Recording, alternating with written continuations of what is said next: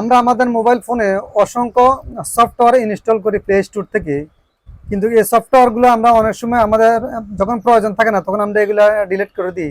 কিন্তু ডিলিট করে দেওয়ার পরও এগুলা আমাদের এই যে প্লে মোবাইলে থেকে যায়, যার কারণে আমাদের মোবাইলের অনেক সময় স্লো করে, মোবাইল হ্যাং করে, মোবাইলের গতি অনেকটা কমে যায়।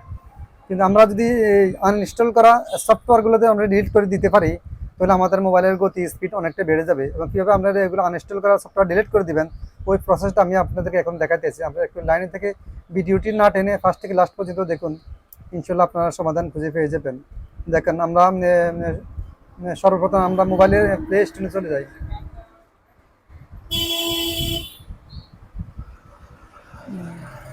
প্লে স্টোরে চলে যাবেন। প্লে স্টোরে চলে যাওয়ার পরে আপনারা যে আমাদের যে যে প্রোফাইল আইকন আছে ওইটাতে ট্যাপ করেন। ট্যাপ করে দেওয়ার পর আপনাদের এখানে দেখা আছে manage and device. Manage and device অপশনে ক্লিক করবেন। ম্যানেজ অ্যান্ড ডিভাইস অপশনে ক্লিক করবেন। তারপর আপনারা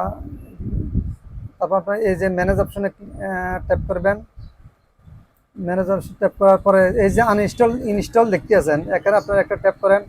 ট্যাপ করে দেখতে আছেন এখানে ইনস্টল আর নিয়ে আছেন নট ইনস্টলড, মানে আমরা যেগুলা মানে আনইনস্টল করে দিছি এগুলা নট ইনস্টলড আছে।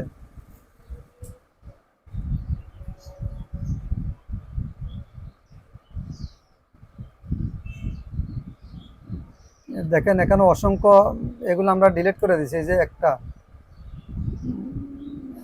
এরপরে 2, 3, 4।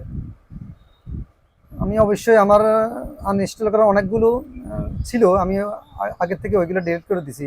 এখন এদের 4টা, এগুলো কিন্তু আমি আমার মোবাইল অ্যাপস থেকে আনইনস্টল করে দিছি। দেওয়ার পরে এখানে রয়ে গেছে।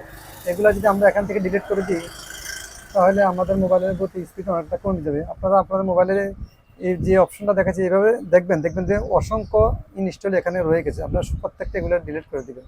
এখানে আমি ডিলিট করে দিয়েছি, এভাবে রিমুভ করে দেবেন।